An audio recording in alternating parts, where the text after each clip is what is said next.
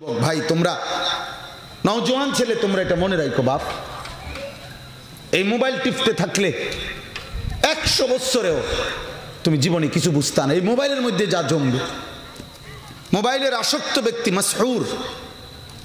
মাসহুর মানে হলো জাদুগ্রস্ত ব্যক্তি। কোনো ব্যক্তি যদি জাদুতে আক্রান্ত হয়, কাউর উপরে যদি জাদু করে, তো তার নিজস্ব বুদ্ধি বিবেক কাজ করে না ওই জাদুর কারণে। এটাকে বলে মাসহুর, অর্থাৎ যাকে জাদু করা হয়েছে, জাদুগ্রস্ত ব্যক্তি। বর্তমান সময়ের এই বড় মোবাইলের আসক্ত, যে রাত নাই, দিন নাই, সকাল নাই, দুপুর নাই, ও মূলত মাসহুর, ও জাদুগ্রস্ত ব্যক্তি। তার নিজস্ব কোনো বুদ্ধি বিবেচনা, তার ঈমান, তার আখিরাত, তার কবর, তার মৃত্যু, তার আল্লাহ, তার রাসূল, তার বাবা মা, বংশ, ইজ্জত, কিচ্ছু তার কাজ করে না ব্রেনে। শুধু কেবল তাকায়া থাকে এই মোবাইলের দিকে। আর শরীরটা তার, দেহটা তার, উপার্জনের টাকাটা তার, আর সমস্ত ডিজাইন মডেল সবকিছু ঠিক করে দেয় এই বেঈমান। চুল কাটবে, মুসলমানের যুবক চুল কাটবে, ইহুদির বাচ্চা ওইখান থেকে বেঈমানে বলে চুল কাটবি রাখ, আমি ডিজাইন দিতেছি, আমি ডিজাইন দিচ্ছি। প্যান্ট পরবা, রাখো রাখো, আমি ডিজাইন দিতেছি। জামা গায়ে দিবা, আমি ডিজাইন দিচ্ছি। তো কি রে, তোমার আমাদের ধর্মে কিছু নাই? আমাদের নবী সাল্লাল্লাহু আলাইহি সাল্লামের মাথায় চুল ছিল না? কথা বলেন না কেন? সাহাবায়ে কেরামের মাথায় চুল ছিল না? আউলিয়ায়ে কেরামের মাথায় চুল ছিল না? তো তুমি নাফরমানিটা কার মতো চুল রাখলা? কার মতো চুল রাখলা বলে? তোমার বিবেকের মধ্যে একটাবার এটা আসলো না? শয়তান তোমারে জাদুগ্রস্ত করছে, বেঈমান তোমারে মাতাল বানায় দিছে যে শরীর তোর, সিদ্ধান্ত আমাদের, দেহ তোর, টাকা তোর, তোর টাকা দিয়ে তুই আমাদের বেঈমানের অনুসরণ করবি, তোর টাকা দিয়ে তুই কষ্ট করে মাথার ঘাম পায়ে ফেলে টাকা কামাই করবি, তুই বা তোর বাবা, আর এটা ব্যয় করবি আমাদের দুশ্মন ইহুদি খ্রিস্টানদের সাজেশনে। দুষ্ট, এভাবে জাতি টিকে না, এভাবে আখিরাত মিলবে না বাপ, আখিরাত মিলবে না। এজন্য আমি অনুরোধ করছি, কিশোর ভাই, নওজোয়ান, তোমরাও বাবা মসজিদে জুম্মার বয়ান মনোযোগ দিয়ে শুনবা ইনশাআল্লাহ। কোন আল্লাহ ওয়ালার কথা মনোযোগ দিয়ে শুনবা। হোক তিনি হুজুরের সবাই চেনে না, তো না চিনলে কি হইছে? এই বক্তারা সবাই চিনে না, উনি আমগো এলাকার হুজুর, উনি বয়স্ক হুজুর, উনি গ্রামের হুজুর, ওদের আমগো এলাকার ইমাম। কি এলাকার ইমাম হইলে উনি ফচ্চা গেছে নাকি? কথা বলে না? তাইলে এটা কোন ধরনের কথা? এই মানসিকতা চেঞ্জ করা উচিত বাপ, এই মানসিকতা চেঞ্জ করা উচিত। এটা খুব জরুরি বিষয়। নিজের পরিবর্তনের জন্য আল্লাহর কথার দিকে পুরোপুরি মনোযোগী হওয়া উচিত। কোরআনুল কারীমে আল্লাহ বলছেন, ফাবাশশির ইবাদ আল্লাযীনা ইয়াস্তামিউনাল কাওলা ফায়াত্তাবিউনা আহসানা। আল্লাহ তাআলা বলেন, হে নবী, আমার ওই বান্দাদেরকে আপনি জান্নাতের সুসংবাদ দিয়ে দেন যারা মনোযোগ দিয়ে কথা শোনে, অতঃপর কোরআন সুন্নাহর অনুসরণ করে। আগে তো মনোযোগ দিয়ে শুনতে হয়, এরপরে অনুসরণ করতে হয়। বলছে হাফ প্যান্ট, আপনি বুঝছেন ফুল প্যান্ট, বুঝলেন না কথাটা? কইছে পায়জামা, আপনি কোন পাঞ্জাবি, তাই আপনি কি আমল করবেন? কি বুঝেন না? আপনি আমল করবেন কি? এই জন্য আগে তো মনোযোগ দিয়ে শোনা। যেই কোনো মুসলমান দিল দিয়া আন্তরিকতার সাথে যদি আল্লাহর কথা মনোযোগ দিয়ে শুনে, বিশ্বাস করেন এটা পরীক্ষিত যে ধীরে ধীরে তার জিন্দেগি পরিবর্তন হয়। আর এই মোবাইল হাতে ধরে রাখলে, হাতে ধরে ভিডিও রেকর্ড করলে কখনোই এটা মনোযোগ হয় না। ওর দিলের মধ্যে বারবার এই মোবাইলের কথা মনে পড়ে, এটার দিকেই বারবার তার ফিকির থাকে। হাকিমুল উম্মত মুজাদ্দিদুল মিল্লাত হযরত মাওলানা শাহ আশরাফ আলী থানভী রাহমাতুল্লাহি আলাইহি বলছেন, মানুষের দিল একই মুহূর্তে দুই জিনিস ভাবতে পারে না।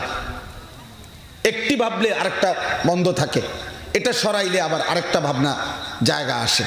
এই জন্য কারো দিলের মধ্যে যদি থাকে যে আমার মোবাইলে ঠিক মতো উঠতেছে কিনা, তাহলে তার নিজের দিলের মধ্যে ঢোকে না, আর মোবাইলের মধ্যেই ঢোকে সব। আর কারো মোবাইলে যদি 10 লাখ ওয়াজ থাকে, তার কবর রাজা মাপতো? ওই যে দেখেন, ওই অপদার্থ দেখেন, এই দেখেন, এই যে মাসহুর আমি বলছি যে মানে এদের ব্রেন সম্পূর্ণভাবে আপনার একদম কি কোনোভাবেই বোঝে না। ওই দেখেন, ওই ছেলে দেখেন কি হাইওয়ান, দেখেন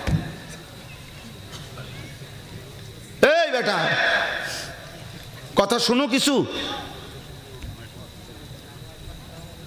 ধরে রাখছে আর কি। কি উঠা হেও কইতার তো কেন উঠা, কারণ তুমি তো আমলই করতে না, তুমি কিত্তে উঠাও। আমি ছেড়ে দেওয়ার মানুষ না, আমি এই ব্যাপারে কঠিন, ভীষণ কঠিন।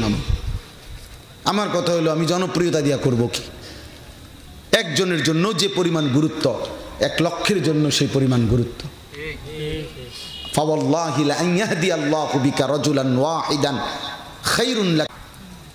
নবী সাল্লাল্লাহু আলাইহি ওয়াসাল্লাম বলছেন, আল্লাহর কসম তোমার দ্বারা একজন ব্যক্তি হেদায়েত পাওয়া গোটা আরবের সমস্ত দামি ওট তোমাকে হাদিয়া দেওয়ার চাইতেও কোটি গুণে উত্তম। কয়জন? একজন। রাজুলান ওয়াহিদান। কোরআন শরীফ আছে সূরা ইয়াসিনের মধ্যে 3 জন রাসূল আমাদের নবী সাল্লাল্লাহু আলাইহি সাল্লামের পূর্বে একটি মহল্লায়, একটি এলাকায় দিবা নিশি মানুষকে আল্লাহর দিকে ডাকছেন, বিনিময়ে কালেমা পড়ছেন। শুধুমাত্র 3 জন রাসূলের মেহনতে ঈমানওয়ালা হইছেন শুধু একজন। কয়জন? ওয়াজা মিন আকসাল মাদিনাতি রাজুলুন। এই যে কয়জন? একজন। রাজুলুন একজন না, হাবিবে নাজ্জার এই একজনই ব্যক্তি, একজন ব্যক্তি কালেমা পড়ছে। তো উনি কি ব্যর্থ ওনারা? বলেন না ব্যর্থ ওনারা? কোরআনুল কারীমের মধ্যে 25 জন নবী এবং রাসূলের নাম আছে, তো নবী রাসূল মোট 25 জন আর নাই তো বাকি যাদের নাম নাই ওনারা ব্যর্থ? তাহলে পুরা কোরআনুল কারীমের মধ্যে একজন সাহাবীর নাম আছে শুধু, যায়েদ। এই একজন সাহাবীর নামে আছে, ফালাম্মা কাদা যাইদুম মিনহা ওয়াতারান। এই যে সূরা আহজাবের মধ্যে ওনার নামটাই শুধু আছে, যায়েদ। তো সাহাবী তো একজন, তো বাকিদের নাম নাই। যে বাকিদের নাম নাই পৃথিবীর কোন কিতাবে, আসমানের নিচে জমিনের উপরে 10,000 সাহাবীর নাম আছে এরকম একসাথে বা সবডি মিলাইলে এমন কিতাব নেই। 20,000 সাহাবীর নাম আছে, মাকসুদ ভাইয়ের কাছে আছে কিনা আমি কইতারি না, আমার দ্বারা নেই, কারো কাছে নাই এ কথা।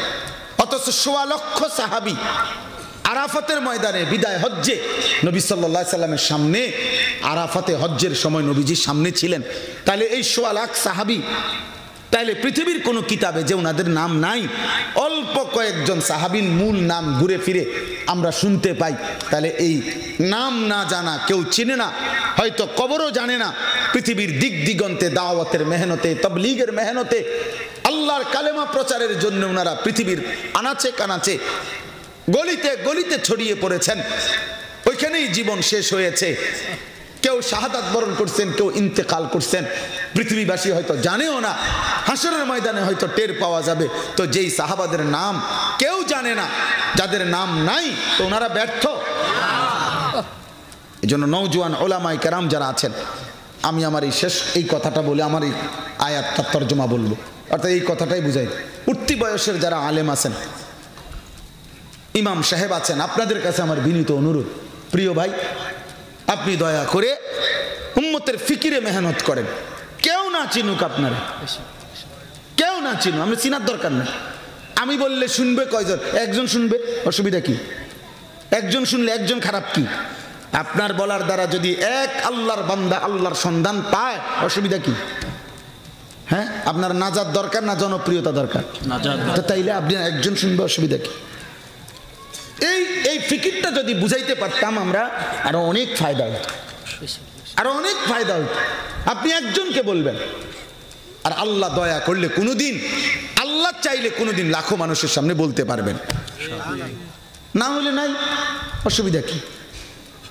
রাসূলুল্লাহ সাল্লাল্লাহু আলাইহি সাল্লাম বলেন, হাসরের দিন এমনও নবী আসবেন, হাসরের মাঠে দাঁড়াবেন, যার সাথে তার ইমানদার উম্মত লাইসা মাআহু আহাদুন, একজনও নাই। মানে ওনার পুরা সময় হয়তো 300 বছর মেহনত করছে, হয়তো 200 বছর 100 বছর মেহনত করে গেছে, কিন্তু একজনও কালেমা পড়ে ওনার হাতে ইমানদার হয় নাই, তো ওই নবী ব্যর্থ? তাহলে অসুবিধা কি আমার? আল্লাহর জন্য বলেন, আল্লাহর জন্য বলতে থাকেন। সমস্ত ওলামা যারা আছেন, আপনাদের কাছে আমার অনুরোধ, প্রত্যেকের জবান খুলেন। উম্মতের হালাত বড় বেশি নাজুক। আমি আপনি আপনার চাচারা বাবাদেরকে বলি, বাবা আপনারা আপনাদের কিশোর ছেলেরা 14 বছর 16 বছর 18 বছরের ছেলেদের মেয়েদের গুনার ব্যাপারে আপনারা যা আন্দাজ করতেছেন, খোদার কসম গুনাহ ওইখানে নাই, তারা ওইখানে না। আপনি যা ভাবতেছেন মনে একটু দুষ্টামি উষ্টামি করে, না দা বাপ, ওরা দুষ্টামি করে না, ওরা জেনা করে, জেনা, ওরা জেনা করে, ও বেবিচার করে, ও সারা রাত উলঙ্গ ছবি দেখে। এটা দুষ্টামি না, এটা মস্কারি না। আপনি যেটা ভাবতেছেন ফুলান মানুষ মনে একটু আড়ে ওঠে না, আড়ে ওঠে না। ওরা 4 জন মিলে, 2 জন মিলে, 5 জন মিলে কোনায় কোনায় সারা রাত উলঙ্গ ছবি দেখে। আপনার পাশের ঘরে বসে দরজা বন্ধ করে ও সারা রাত উলঙ্গ ছবি দেখে। ক্লাস 8-এর বাচ্চার, ক্লাস 8-এ পড়ে বাচ্চার জিনার ব্যভিচারের কাহিনী শুনলে আপনি পাগল হয়ে কাঁদবেন। অসভ্যতার গল্প শুনলে, চরিত্রহীনতার গল্প শুনলে। আমি বললাম আমার জিন্দিগির মেহনত এটা। অসংখ্য অগণিত ছেলের সাথে আমার ব্যক্তিগত সম্পর্ক আছে, যাদের হালাত শুনি আমি, কিশোর নওজোয়ানের। এজন্য বললাম আমি, দয়া করে বাবারা আপনারা প্রত্যেকে ওলামায়ে কেরাম, মসজিদের ইমাম, আরেকটু ফিকির বাড়ান, মেহনত বাড়ান, আরেকটু ফিকির বাড়ান। নবী সাল্লাল্লাহু আলাইহি ওয়াসাল্লাম এই পরিমাণ মেহনত করছেন মানুষকে আল্লাহর দিকে ফেরাবার জন্য, যে খুদ আরশে আজিমের মালিক আল্লাহ তাআলা বলছেন ফালা আল্লাকা বাখিউন নাফসাকা। আল্লাহ নিজে বলছে, বন্ধু লোকগুলো সব ইমান আনতেছে না, আল্লাহর দিকে ফিরতেছে না, এই অস্থিরতার পেরেশানিতে আপনি তো মনে হয় মরে না যাবেন, আপনি তো মনে হচ্ছে আপনার জান দিয়ে ফেলবেন রে দোস্ত। আহারে বন্ধু আপনি থামেন, আপনার শরীরের উপরে একটু রহম করেন, আপনার দয়া করেন আপনার শরীরের উপরে, আপনি একটু বিশ্রাম করেন, আপনি একটু আরাম করেন, আপনি স্থির হন। নবীজিকে কে থামাইছে? আল্লাহ। আল্লাহ কে থামাইছে? মহান আল্লাহ থামাইছে। আর সে আজিম যেন নড়ে উঠছে, রবের কুদরতি কলিজায় যেন ব্যথা লাগছে। হায় আমার বন্ধু করে কি? তারিখে ইবনে খাল্লিকান কিতাবের মধ্যে আছে, ইতিহাসের আরবি কিতাব, নবীজি সাল্লাল্লাহু আলাইহি সাল্লাম শুধুমাত্র আবু জাহলকে 4000 বার কালেমার দাওয়াত দিয়েছে। 1000 না, 1000, 4000, 4000, 4000 বার, 4000 বার শুধু আবু জাহলকে নবী কালেমার দাওয়াত দিয়েছে। বলেন আপনার ছেলেকে আপনি কয়বার বলছেন? বলছি হুজুর, হুজুর 50 বার বলছি, 50 বার বলছি। আরে সুবহানাল্লাহ, 50 বার বলে ফেলছেন, বিরাট ব্যাপার। সুবহান, আপনি না 48 বার বললে থামে যাওয়া উচিত ছিল, 50 বার বলে ফেলছে। আজকে মনে 6টা মাস হুজুর বুঝাইতে আছে, 6 মাস। ইন্নালিল্লাহ, বিরাট সময় হয়ে গেছে। তো নূহ আলাইহিস সালাম তো এর চাইতে কম বুঝাইছেন, তাইলে নূহ আলাইহিস সালাম কতদিন বুঝাইছেন বলেন না কেন? তো যদি থামতে হয়, এই আল্লাহর বান্দা আমি আপনি যদি আল্লাহর কথা বলা বন্ধ করতে হয়, বন্ধ করার যদি কোনো সুযোগ, শেষ যদি কোনো দলিল থাকে, তো 950 বছর পরে থামার সুযোগ আছে। তাও যদি আল্লাহ ওহী নাজিল করে, এর আগে থামার সুযোগ নেই, এর আগে থামার সুযোগ নেই। 950 বছর বলছেন কেউ আপনারা, আমরা, তাহলে থামলেন কেন? জবান বন্ধ করবেন কেন? এই জন্য প্রত্যেকের নিজ নিজ জায়গায় দাওয়াতের মেহনত, তাবলীগের মেহনত, উম্মতের দুয়ারে দুয়ারে কালেমার মেহনত, আখিরাতের ফিকির, এটা আমাদের জিম্মাদারি। এই কোরআন সুন্নাহর এই কথা বলা জরুরি। আমার কাছে কিতাব আছে, আমাদের বর্তমান খতিব সাহেব হুজুরের কিতাব, হযরত মাওলানা আব্দুল মালিক সাহেব হাফিজাহুল্লাহ, হযরতের কিতাবের মধ্যে আছে সাহাবায়ে কেরাম এবং তাবিঈন কোথায় কোথায় ইলম চর্চা করতেন। ইয়াবুসুল ইলমা ফি মাজালিসিহিম ওয়া মাসাজিদিহিম ওয়া আসওয়াকিহিম। সাহাবায়ে কেরাম এবং তাবিঈন ইলম চর্চা করতেন ওনাদের যেই কোনো মজলিসে, যেখানেই বসতেন সেখানেই কোরআন সুন্নাহর কথা বলতেন। ওয়াফি মাসাজিদিহিম, মসজিদে কোরআন সুন্নাহর কথা বলতেন। ওয়াফি আসওয়াকিহিম, তারা তাদের বাজারে ব্যবসায় দোকানদারিরত অবস্থায়ও আল্লাহর কথার চর্চা করতেন। কি ভাই, থামার সুযোগ নেই, থামার সুযোগ নেই। এজন্য ইনশাআল্লাহ প্রত্যেকেই চেষ্টা করবেন, বলেন ইনশাআল্লাহ। অনেক দূর চলে গেছি আমি, আমার কথা লম্বা করে ফেলছি। মূল কথা ছিল সুফিয়ান ইবনে উয়াইনা রাহমাতুল্লাহ আলাইহি বলছেন ইলম পূর্ণ হয় 5 জিনিসের মাধ্যমে। মনে আছে, এখান থেকে চলে গেছি। 1 নম্বর হলো আল ইস্তেমা। কিভাবে শোনা? বলেন সবাই, বলেন কিভাবে শোনা?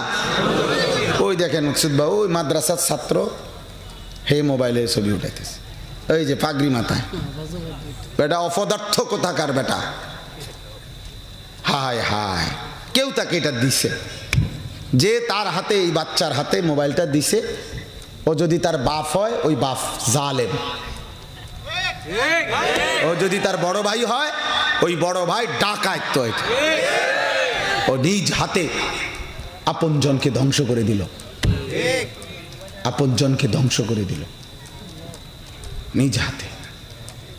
কারণ এতটুকু বাচ্চা তো মোবাইলে, আমি নজর রাখে, আমি সাংঘাতিক ব্যাপার করলাম না, ও বাচ্চা শেষ মাথার আমি দেখছি। এই বিষয়টা কঠিন। 2 নাম্বার হলো আল ফাহমু। দ্বিতীয় নাম্বার হলো বুঝার চেষ্টা করা, বুঝার চেষ্টা করা যে আসলে আমাকে কি বলছে, এই কথাটা আমি বুঝলাম কিনা। এই 2 নাম্বার হলো আল ফাহমু, বুঝা। 3 নাম্বার হলো আল হিফজু, মুখস্থ করা, এই কথাগুলো মুখস্থ করার চেষ্টা করা। 3 নাম্বার হলো আল আমালু, আমলে পরিণত করা। কিসে পরিণত করা? এলেম তখনই এলেম হয় যখন তা আমলে পরিণত হয়, নয়তো সেটা মালুমাত হয়। এই ছোট্ট কথাটা বুঝবেন।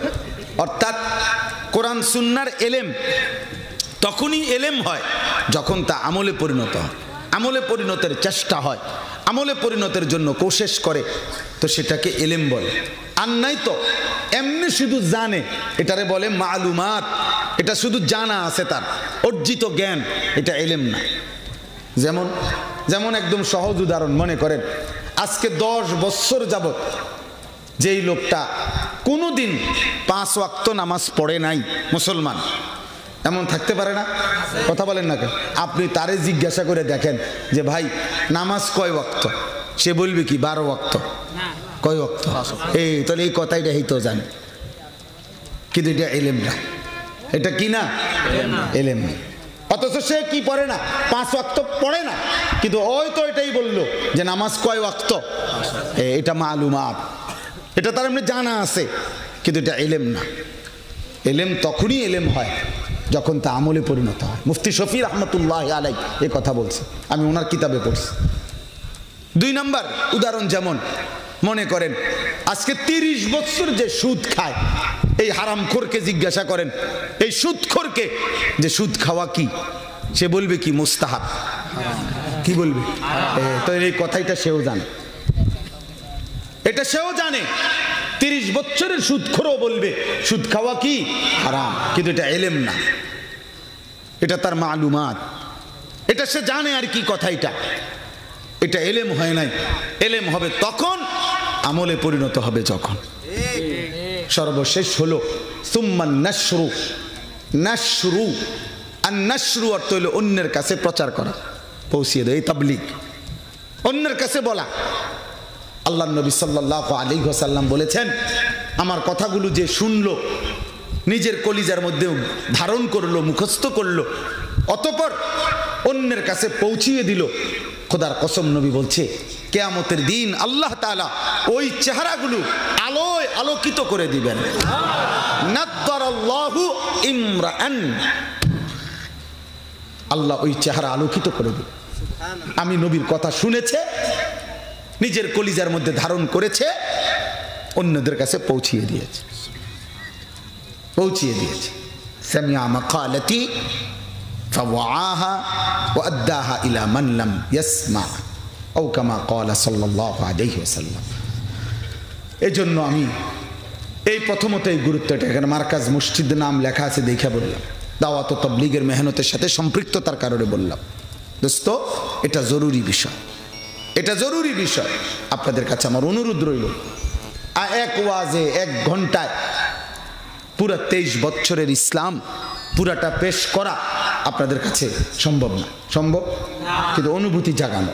মাকসাদ হইল, আপনি একজন বক্তার ওয়াজ শুনলে হবে না, আপনি ধারাবাহিকভাবে নিজ নিজ স্থানীয় উলামায়ে কেরাম থেকে পুরা দিন শুনতে হবে, মনোযোগ দিয়ে শুনতে হবে, অল্প অল্প করে পরিবর্তনের মানসিকতা চেষ্টা করতে হবে, চেষ্টা করতে হবে। কলিজাটা বন্ধ করে দিলে, অন্তরটা বন্ধ করে দিলে বাপ হবে না।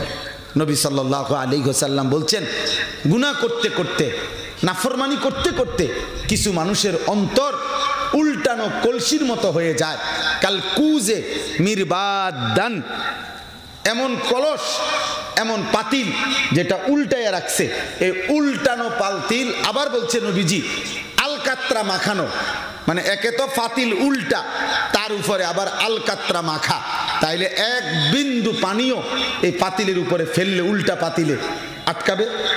কথা বলেন না, এমনিতেও আটকাবে না, তার উপরে আবার আলকাত্রা মাইখা রাখছে যাতে 1 ফোঁটাও না লাগে। খোদার কসম, নবী বলছে কিছু নাফরমান আছে, গুনাহ করতে করতে, পাপ করতে করতে, ধারাবাহিক আল্লাহর নাফরমানি করতে করতে তাদের দিলটা এরকম উল্টানো কলসি, উল্টানো পাতিল যেটা আলকাত্রা মাখা, ওইটার মতো হয়ে গেছে। ফলে এখন আর লা ইয়ারিফু মারুফান ওয়ালা ইউনকিরু মুনকারান, তার কাছে আর নেক কাজ নেক মনে হয় না, গুনার কাজ গুনাহ মনে হয় না। ও বাপ, কোরআনুল কারীমের মধ্যে সূরা হাশরের মধ্যে আছে, কোন মানুষের উপরে আল্লাহ তাআলার সবচেয়ে বড় আযাব কি? আখিরাতের না, দুনিয়া।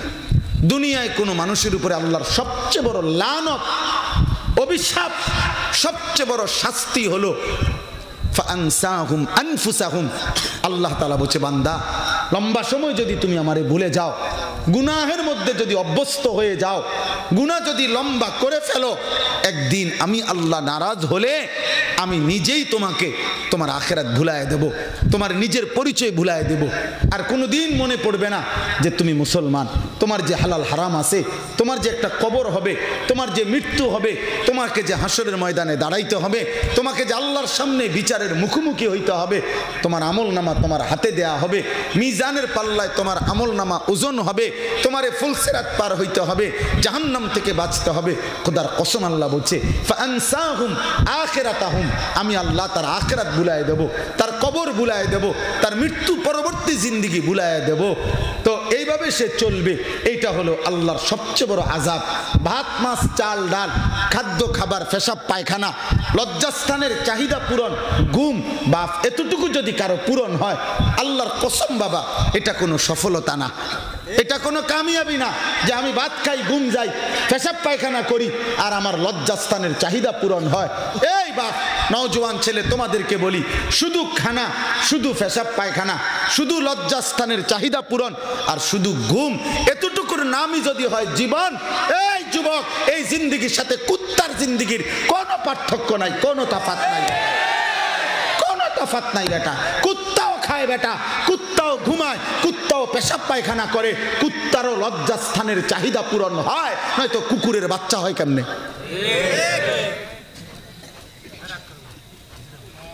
বলো, কিভাবে চাহিদা পূরণ হয়? তাতে জীবন মানে এতটুকুই। এক মুসলমান মানে শুধু ঘুম থেকে উঠে ঘুম যাওয়া পর্যন্ত এই ভাত মাছ চাল ডাল। বয়স্ক বাবা আপনাদেরকেও বলি, শুধু শুধু হিসাব দেয়, হুজুর ঘর করছি, দোয়া করবেন, এখান দিয়ে 10 শতক জমি নিছি, দোয়া করবেন, আগামী রবিবারে হুজুর ছাদ ঢালাই, দোয়া করবেন, ছেলেটা হুজুর অনেক কষ্ট করে আপনার ছেলেটাকে বিদেশ পাঠাইতেছি, দোয়া করবেন, কি অনেক কষ্ট করে পাঠাইতেছেন। 12 লাখ টাকা নিছেন, 6 লাখ টাকা জমি বেচা, 3 লাখ টাকা সুদে, 3 লাখ টাকা কিস্তিতে। সুদের টাকা বুঝি আল্লাহর রহমতে নিছেন, কিস্তির টাকা আল্লাহর রহমতে নিছেন। তাইলে কিসের দোয়া করতো? কিস্তির উপরে দোয়া, সুদের টাকার উপরে দোয়া। তো কি দোয়া করতো হুজুরে? কিসের দোয়া এটা? হারামের উপরে দোয়া করলে তো ইমান থাকে না। হারামের উপরে দোয়া করা যায়? বলেন বলেন। আহা মুসলমান, আখিরাত কোথায়? এই বাপ, আখিরাত কোথায়? আখিরাত কোথায়? হযরতে নূহ আলাইহিস সালাম 950 বছর পরেও যখন ওনার নৌকাটা ছেড়ে দিবে, তুফান শুরু হয়ে গেছে, ওয়াফারাত তান্নুর, চুলার ভিতর থেকে পানি উঠে গেছে। নূহ আলাইহিস সালাম বুঝছে তুফান উঠে শুরু হয়ে গেছে। তখনও নূহ আলাইহিস সালাম ওনার ছেলে কেনান, কাফের ছেলেটাকে হাত ধরে টানছে, বাপ ইয়া বুনাইয়ার কাম্মা আনা, আমার সন্তান আয় না বাপ, ঈমান এনে আমার নৌকায় চলে আয় বাবা, হয়তো তুমি এই তুফানে ডুবে যাবা। ছেলেটা বলছে না বাবা, আমি যাব না, ঈমান আনবো না। সাআবি ইলা জাবালিন ইয়াসিমুনি মিনাল মা, আমি ওই পাহাড়ে আশ্রয় নেব, ওই পাহাড়ই আমারে তোমার ক্ষুধার পানি থেকে বাঁচিয়ে দেবে। এত উঁচা পাহাড়ে পানি উঠবে না। নাউজুবিল্লাহ। দেখেন নূহ আলাইহিস সালাম হতাশ হয় নাই, উনি আবার বলছে লা আসিমাল ইয়াউমা মিন আমরিল্লাহ, আব্বা আজকে এই তুফান থেকে কেউ বাঁচাবে না রে বাপ, কেউ না, পারবি না রে বাপ। এরপরে তুফান চলে আসছে, নূহ আলাইহিস সালাম হাত ধরে রাখছে। তাফসীরের মধ্যে লিখছে বাবা নূহ নবী উনি টানতেছেন ঈমানের দিকে, সন্তান কেনান সে টানতেছে কুফরের দিকে, সে ছিঁড়ে যাচ্ছে হাত। এই টানাটানির মধ্যে আল্লাহ কোরআনে বলছে ওয়াহালা বাইনাহুমাল মাউজ, একটা ঢেউ আইসা বাপ আর পুত্রে একটা ধাক্কা দিছে, বাবা আর পুত্র জীবনের তরে আলাদা হয়ে গেছে, হাত থেকে ছুটে গেছে। ফাকানা মিনাল মুগরাকিন, কেনান তখন ডুবা শুরু করছে। কোরআনুল কারীমের সূরা হুদের মধ্যে আছে নূহ আলাইহিস সালাম আবারও এবার আর ছেলেরে ধরতে পারতেছে না, এবার 2 হাত আসমানের দিকে তুলছে, আবার বলছে ইন্না ইবনি মিন আহলি, এই মাওলা, ওই ডুবে যায় যে ওই আমার ছেলে মাওলা, ও আমার পরিবার। আর সাহস করতেছিল না নূহ নবী, এত বেশি বলার সাহস হচ্ছিল না যে আল্লাহ মাফ করে দেন, কেমনে কইব, ও না কাফের।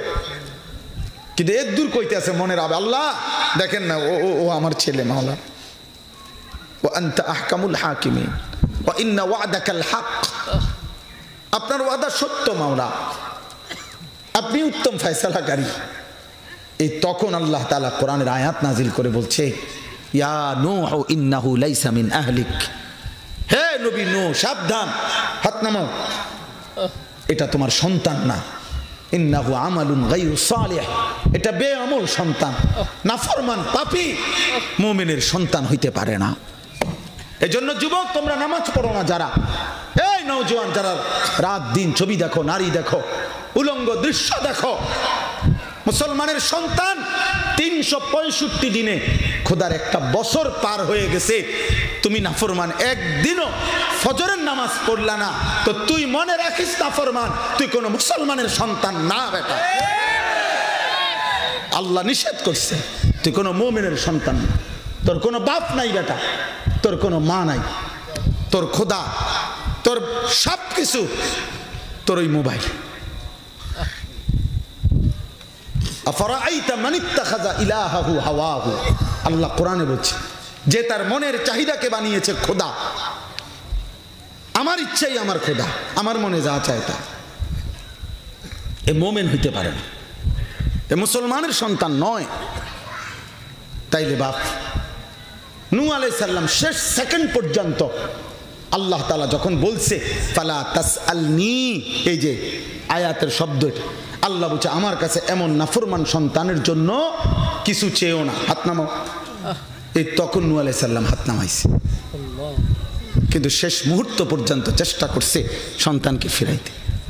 কোরআন শরীফে সূরা ইব্রাহিমের মধ্যে আছে, আপনারা সবাই জানেন ইব্রাহিম আলাইহিস সালাম ওনার কলিজার টুকরা 84 বছর বয়সে চোখের পানি ফেলে যেই সন্তান ইসমাইল কোলের বাচ্চা পাইছিলেন, আল্লাহর দয়ায় আল্লাহর আদেশে সংক্ষেপে বলতেছি আর কি, শুধু উনি ওনার স্ত্রী হাজেরা এবং ইসমাইলকে, এই স্ত্রী সন্তানকে আরবের মক্কার ভূমিতে, তখন সেখানে একটা গাছ নাই, পানি নাই, ঘর নাই, বাড়ি নাই, বসবাসের কোনো জায়গা নাই, এরকম দুধু মরুভূমিতে একাকী শুধু একজন নারী আর একটা বাচ্চা।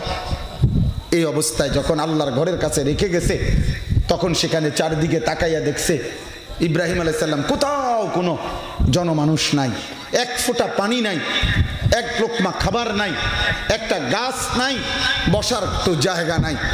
এখনকার এই সময়ও মিয়া, আজকে ইব্রাহিম ইসমাইল আলাইহিস সালামের জামানা থেকে কমপক্ষে 3000 বছর, 4000 বছর পরেও, 4000 বছরই ধরেন, 3000 বছর, 4000 বছর পরেও এখনকার হজে যারা যায় তাদের প্রথম জিজ্ঞাসা যে হোটেলের থেকে আল্লাহর ঘর কদ্দুর, মাঝখান দিয়ে 7 মিনিট 8 মিনিটের গরম, এ শুধু কদ্দুর হাইটা যায়।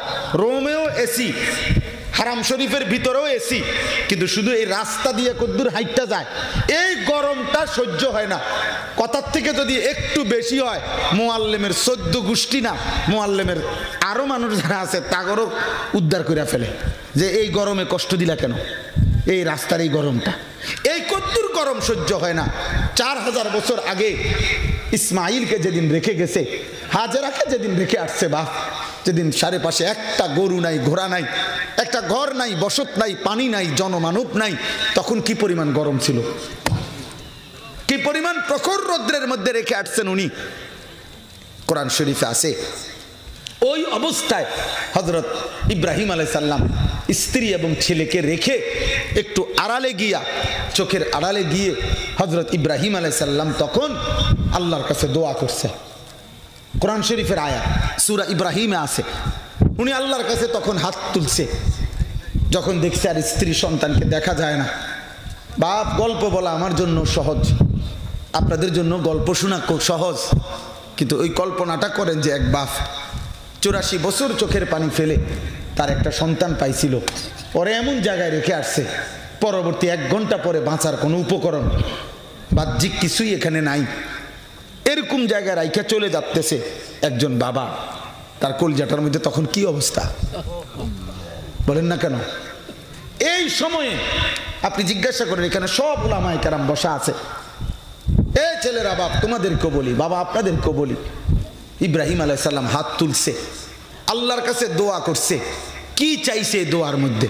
আল্লাহর কসম, প্রথম তিনি যা আল্লাহর কাছে এই মুহূর্তে চাইছে স্ত্রী সন্তানের জন্য, তিনি স্পষ্ট ভাষায় বলছে রব্বানা লিয়ুকিমুস সালাহ, আল্লাহ রব্বানা ইন্নী আসকানতু মিন যুররিয়্যাতি বিওয়াদিন গায়রি জি যারইন ইনদা বাইতিকাল মুহাররাম, আল্লাহ ঘাসপালা তরুলতাহীন একটি মরুভূমিতে আপনার ঘরের পাশে আমার বিবি বাচ্চাকে আমি রেখে যাচ্ছি, আপনার কাছে আমার চাওয়া রব্বানা লিয়ুকিমুস সালাহ, মৃত্যু পর্যন্ত যেন আমার স্ত্রী সন্তান নামাজ আদায় করে। কি চাইছে বলেন না? যেখানে 1 ফোঁটা পানির ব্যবস্থা নাই সেখানে ফিকির করছে নামাজ, যেখানে 1 লোকমা খাবারের ব্যবস্থা নাই সেখানে ফিকির করছে নামাজ, যেখানে বেঁচে থাকার কোনো উপকরণ নাই সেখানে ফিকির করছে স্ত্রী সন্তানের নামাজ, স্ত্রী সন্তানের নামাজ। অতএব যারা উপার্জন করেন, যারা ছেলের বাপ, মেয়ের বাপ, স্ত্রীর স্বামী, এই অভিভাবক যারা আপনারা, আপনাদের জিম্মাদার, আপনারা মুসলমান, আপনারা শুধু অভিভাবক না, আপনারা শুধু স্বামী না, আপনারা শুধু বাবা না, আপনারা মুসলিম বাবা, আপনারা মুসলিম স্বামী, আপনারা মুসলিম অভিভাবক। অতএব মুসলিম এই শব্দটি যেহেতু আপনাদের সাথে লাগা আছে, অতএব দয়া করে আপনাদের জিম্মাদারি স্ত্রী সন্তানের সেজদা, স্ত্রী সন্তানের ঈমান, স্ত্রী সন্তানের তাকওয়া, স্ত্রী সন্তানের গুনাহমুক্ত জীবন, স্ত্রী সন্তানের আল্লাহর ইবাদতের প্রতি অভ্যস্ত হওয়া। খোদার কসম, ভাত প্রয়োজনে 2 বেলা খান, 1 বেলা খান, সোফা না থাকলে মাটিতে ঘুমান, খাট না থাকলে ফ্লোরে ঘুমান, আপনি তারপরও বিবি বাচ্চা, স্ত্রী সন্তানের ঈমান, আমল, নামাজ, সেজদা, আল্লাহর বন্দেগীর উপরে সর্বোচ্চ গুরুত্ব দিবেন। জান যায় যাক, আমার স্ত্রী সন্তান যেন বেনামাজি না হয়, এই হবে মুমিনের স্বপ্ন। বলেন ইনশাআল্লাহ, বলেন ইনশাআল্লাহ, বলেন ইনশাআল্লাহ, চেষ্টা করবেন ইনশাআল্লাহ। আমার বাপ, এবার আমার আয়াতের তর্জমাটা বলি, আমার কথা শেষ। আমি শুধু এতগুলো কথা বলার পরে এবার একটা কথা হলো, এই যা বললাম আমাদের উচিত করণীয়, যে কিশোর যুবক ছেলে তোমাদেরকে বললাম, প্রিয় ভাই নষ্ট হইও না, তোমরা নষ্ট হইও না। দোস্ত মোবাইল থাকতো না, আমি বললাম ভাইয়া এই বড় মোবাইল থাকবে না, ফেসবুক ইউটিউব এগুলো থাকবে না। বা আমার বয়স 44 বছর, 44 বছরে আমি ছোটবেলার থেকে অনেক কিছুই দেখছি অন্যায়। আমি টেলিগ্রাফ দেখছি, আগে ছোট্ট কাগজে খবর আসতো, এগুলো অন্যায়। আগে ডাক টিকেট, পিয়নের চিঠি আমরা দেখছি ব্যাপক, এগুলো ওনার চলে না। আমরা ফিতাওয়ালা ক্যাসেট দেখছি, ফিতাওয়ালা ক্যাসেট, এগুলো এখন আর নাই। সিডি ক্যাসেট, চ্যাপ্টা চ্যাপ্টা গোল গোল ক্যাসেট ছিল, এগুলোর মধ্যে অনেক কিছু ছিল, কই এগুলো আর এখন নাই, এগুলো আর নাই। আপনার টেলিফোন এমনি এমনি অক্ষর ঘুরাইয়া ঘুরাইয়া ফোন করতো, এগুলো এখন আর নাই। তাহলে আমার এই ছোট্ট হায়াতে যদি 44 বছর, এত ছোটবেলার 10 বছর বাদ দেন, আমি কি এই সময় কিছু বুঝিয়ে নাই, তাহলে 10 বছরের পরে 34 বছরের ভিতরে যদি ফিতাওয়ালা ক্যাসেট ছিল নাই, সিডি ক্যাসেট ছিল নাই, টেলিগ্রাফ ছিল নাই, টেলিফোন ছিল নাই, এগুলোর প্রচলন বলতেই এখন আর নাই, তাহলে এই প্রযুক্তিগুলো যেহেতু পৃথিবী থেকে মাত্র 34 বছরে হারায় গেছে, কিশোর নওজোয়ান আগামী 30 বছর আসতে আসতে তোমাদের বর্তমান প্রযুক্তিও অসংখ্যগুলো হারায় যাবে, পৃথিবী থেকে নিশ্চিহ্ন হয়ে যাবে। কিন্তু প্রিয় যুবক, রাতভর জেগে যেই উলঙ্গ ছবি দেখছো, নারী দেখছো, জিনা ব্যভিচারের দৃশ্য দেখছো, আল্লাহর কসম এই গুনাহগুলো যে বাম কাঁধে ফেরেশতা লিখে রাখছে, এগুলা তোমারে হাসরের ময়দানে তোমার সামনে পড়ে শোনাবে। আল্লাহ। অতএব হয়তো ফেসবুক থাকবে না, কিন্তু তোমার গুনাহ এখানে থাকবে। হয়তো ইউটিউব থাকবে না, কিন্তু তোমার গুনাহ কিন্তু বাম আমল নামায় জমা থাকবে। তুমি তখন কি করবা বাবা? তুমি মালিকের সামনে কেমনে জবাব দিবা? কেমনে জবাব দিবা? সবার জন্য কথা, আমার জন্য, আপনাদের জন্য, দয়া করে নিজের খেয়াল করে। হাসলেও মরে যাবেন, এই কথাটাই এখানে। এই পৃথিবীর চিরন্তন বাস্তবতা, চূড়ান্ত সত্য কথা, এক অনিবার্য বাস্তবতা হলো আমরা মরে যাব, আমাদের মৃত্যু হবে, আমাদের মৃত্যু হবে। আল্লাহ তাআলা বলছে, বান্দা আমি 4টা আয়াত পড়ছি, 26 নম্বর পারা সূরা কাফ, এই সূরার 50 নম্বর সূরা, মাত্র 4টা আয়াতের মধ্যে মূল বক্তব্য 2টা কথা। আল্লাহ তাআলা বলছে, বান্দা 24 ঘন্টা তুমি আমার 5টা জিনিসের তত্ত্বাবধানে আসো।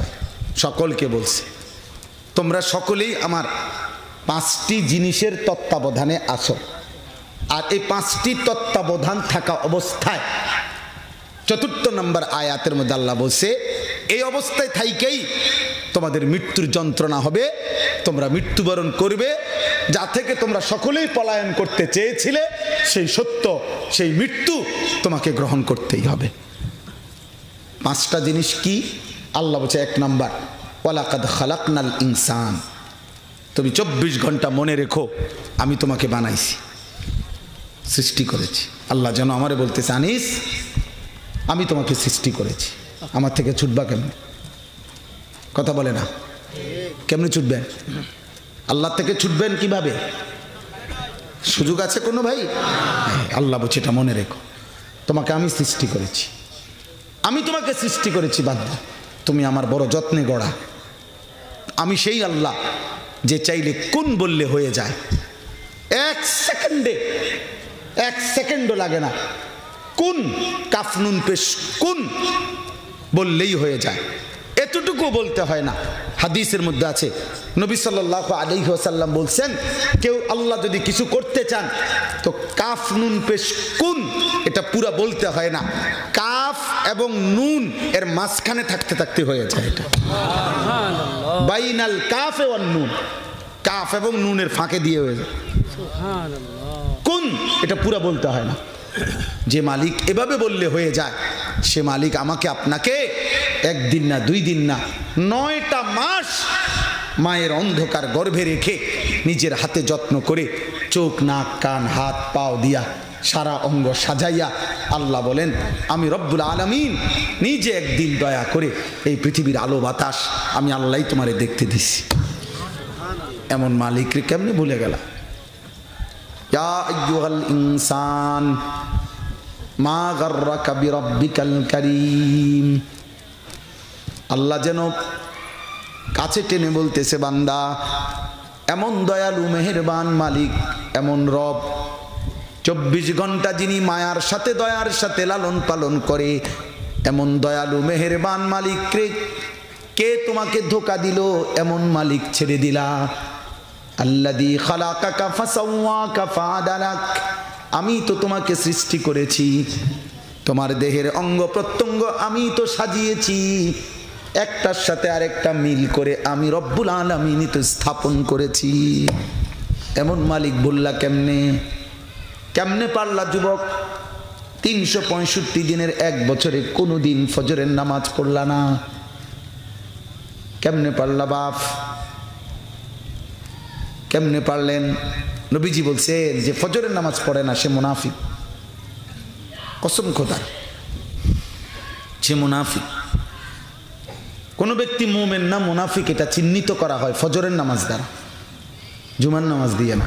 জুমার নামাজের ফজিলত অনেক, কিন্তু মুমিন না মুনাফিক এটা পার্থক্য করার চিহ্ন হলো ফজর। ফজর কোন নামাজ? ফজর। ফজর ফজরের নাম।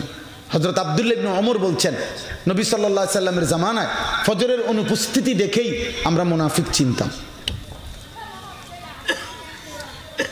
মুনাফিক চিনতাম। হযরত আব্দুল্লাহ ইবনে মাসউদ বলছেন রাদিয়াল্লাহু তাআলা আনহু, নবীজির জামানায় নবীজি যেই কোনো কারো ইমানের ব্যাপারে যদি সন্দেহ পোষণ করতেন যে সে সত্যিকার মুমিন না মুনাফিক, নবীজি তাকে ফজরের নামাজে খুঁজতেন। 2 দিন 4 দিন ফজরের অনুপস্থিতি দেখলে নবীজি বলতেন আমি তাকে এমনটাই ধারণা করেছি সে মুনাফিক। এজন্য কিশোর ভাই, নওজোয়ান ভাই, আর তোমরা নওজোয়ান, তোমাদের কাছে আমার অনুরোধ, আগামী দিনে এটা সত্য। প্রিয় ভাই, এখন রাত হয়ে গেছে, আমি দেরি করতে চাচ্ছি না, কিন্তু এ কথা মনে রাখবা ভাইয়া, এ কথা সত্য যে ইসলামের বিজয় হবে, গাজার বিজয়ও হবে, ফিলিস্তিনের বিজয়ও হবে ইনশাআল্লাহ। ইসরায়েলের কুত্তারা আজ হোক কাল হোক হারবেই হারবে, হারবেই হারবে, হারবেই হারবে ইনশাআল্লাহ। এটা মনে রাখো বাবা, এটা মনে রাখো। অতএব আমারে বলতে দাও, আমার কথা হইল মাহদিও বের হবে, আসবে, ঈসা আলাইহিস সালামও নামবে, দাজ্জালও বের হবে। ইহুদিরা দাজ্জালকে খোদা মেনে দাজ্জালের সঙ্গী হবে। মুমিন মাহদি এবং ঈসার পক্ষ নিয়ে দাজ্জাল এবং ইহুদিদের বিরুদ্ধে চূড়ান্ত লড়াই করে ইহুদিদের শেষ ব্যক্তিটাকে পাথরের ভিতর থেকে, গাছের আড়াল থেকে টাইনা বের করে হত্যা করবে। এরপরে কালেমার পতাকা উঠবে সারা পৃথিবীব্যাপী। আল্লাহর কসম, এই কথার স্পষ্ট আমার কাছে নির্ভরযোগ্য আরবি কিতাব আছে। মুসলমানদের ওই জামাতের দ্বারা মাহদি এবং ঈসা চূড়ান্ত যুদ্ধ করবে, দাজ্জালকে হত্যা করবে, ইহুদিদেরকে হত্যা করবে। মুসলমানের ওই বাহিনীর দ্বারা, ওই গ্রুপের দ্বারা যারা জুমা এবং ফজরের নামাজ বরাবর পড়ে, বরাবর আদায় করে, বরাবর আদায় করে। এজন্য ফজরের মুসল্লি যারা মাহদির সৈনিক, তারা ফজরের মুসল্লি যারা দাজ্জালের বিরুদ্ধে লড়বে, তারা ফজরের মুসল্লি যারা সারা পৃথিবীতে কালেমার পতাকা উড়াবে, তারা ইনশাআল্লাহ। এজন্য আজকে 30 বছরের নিচে যত নওজোয়ান, 30 বছরের নিচে যত যুবক, যত নওজোয়ান এখন এত ওলামাদেরকে সাক্ষী রেখে দিল দিয়ে আগামী দিনের ইসলামের জন্য, কালেমার জন্য নিয়ত করে ইসলামের পতাকা উড়াবার স্বপ্ন নিয়ে আজকের থেকে ফজরের নামাজ পড়বা, এই নিয়ত করে 30 বছরের নিচে ছেলে যারা, তারা দাঁড়াও। বুড়ারা দাঁড়ায় না, 30-এর উপরে যারা, তারা দাঁড়ায় না, দাঁড়াও। বলো নিয়ত করো ইনশাআল্লাহ ফজর পড়বো, বলো ইনশাআল্লাহ মাহদির পক্ষে লড়বো ইনশাআল্লাহ, কালেমার পতাকা উড়াবো ইনশাআল্লাহ, ইসলামের বিজয় উড়াবো ইনশাআল্লাহ। মাশাআল্লাহ, বসো। আল্লাহ তৌফিক দান করেন, আল্লাহ কবুল করে নেন, আল্লাহ কবুল করে নেন, আল্লাহ আমাদেরকে হিম্মত দান করে। অতএব আল্লাহ তাআলা বললেন যে বান্দা আমি তোমাকে সৃষ্টি করেছি, এই কথা মনে রেখো। 2 নম্বর আমার তরজমা আমি শেষ করে দিচ্ছি। আল্লাহ তাআলা বলছেন ওয়া না'লামু মা তুওয়াসবিসু বিহি নাফসু, তোমার অন্তরের গভীরে, তোমার অন্তরের শেষ ফোঁটা বিন্দু বিসর্গ, তোমার দিলের মধ্যে যত কল্পনা, যত কুমন্ত্রণা আমি সব জানি। জানে? কথা বলে না। তাহলে এই পৃথিবীর সবাইকে আড়াল করা যাবে? আমার কথা, আমার কাজ, আমার ভিতরের পরিকল্পনা আল্লাহকে আড়াল করা যাবে? 3 নাম্বার ওয়া নাহনু আকরাবু ইলাইহি মিন হাবলিল ওয়ারিদ। আল্লাহ তাআলা বলেন, এই এমনি বুঝাই, এই যে আমাদের শরীরের এটা পশম, এরপরে চামড়া, এরপরে গোশত, এরপরে হাড্ডি, এরপরে রক্ত। এর রক্ত সারা দেহে চলাচল করে। রক্ত চলাচল করতে গিয়ে চিকন স্যালাইনের লতার মতো শিরা উপশিরা আছে, মানে রক্তবাহী শিরা, যেটা একদম লাস্ট। এই চিকন পাতলা রক্তবাহী শিরা উপশিরার মাধ্যমে সারা দেহে রক্ত চলাচল করে। আল্লাহ তাআলা বলছে এই ওয়ারিদ মানে রক্তবাহী শিরা উপশিরা, একদম গর্দান ঘাড় সহ সারা দেহে আছে। আল্লাহ বলেন আমি আল্লাহ তোমার শরীরের সবচেয়ে শেষ রক্তবাহী যেই শিরা উপশিরা আছে, আমি আল্লাহ তার চাইতেও বেশি তোমার কাছে আছি। আমি তোমার পশমের কাছে না, আমি শুধু তোমার গোশতের কাছে না, আমি শুধু চামড়ার কাছে না, তোমার রক্তের শিরা উপশিরার চাইতেও কাছে আছি। 4 ইয ইয়াতালাক্কাল মুতালাক্কিয়ানে আনিল ইয়ামিনে ওয়া আনিশ শিমালি কাঈদ। আল্লাহ বলে তোমার ডানে বামে 24 ঘন্টা আমার 2 জন ফেরেশতা বসা আছে, ওদেরকে ফাঁকি দিবা কেন? সম্ভব? 5 এই লাস্ট, মা ইয়ালফিজু মিন কাউলিন ইল্লা লাদাইহি রাকিবুন আতীদ। আল্লাহ বলে তোমার জবান দিয়ে ভালো মন্দ, দরকারি বেদরকারি, জিকির গালি যখন যা বের হয়, যে কোনো উচ্চারণ লেখার জন্য আমার আরেকজন পৃথক ফেরেশতা 24 ঘন্টা তোমার জবানের উচ্চারণ লিখে রাখছে। এই কয়টা হলো? এই শেষ কথা। 1, আমি তোমাকে সৃষ্টি করেছি, তুমি আমার থেকে ছুটতে পারতা না। আমি তোমার অন্তরের গভীরের কথা জানি, আমার থেকে আড়াল করতে পারবা না। আমি তোমার অস্তিত্বের শিরা উপশিরার চাইতেও কাছে আছি, তুমি আমারে লুকাইতে পারতা না। তোমার ডানে বামে আমার 2 জন ফেরেশতা আছে, তুমি তাদেরকে আড়াল করতে পারবা না। তোমার মুখের সামনে একজন ফেরেশতা আছে যে তোমার 24 ঘন্টা জবানের কথাগুলো লিখে রাখে। আল্লাহ বলেন ওয়াজাআত সাকরাতুল মাউতি বিল হক। আর এই অবস্থাতেই, এই তত্ত্বাবধানগুলো থাকা অবস্থাতেই, এই 5টি বিষয় চালু অবস্থায় একদিন সত্য সত্য তোমার মৃত্যুর যন্ত্রণা আসবে।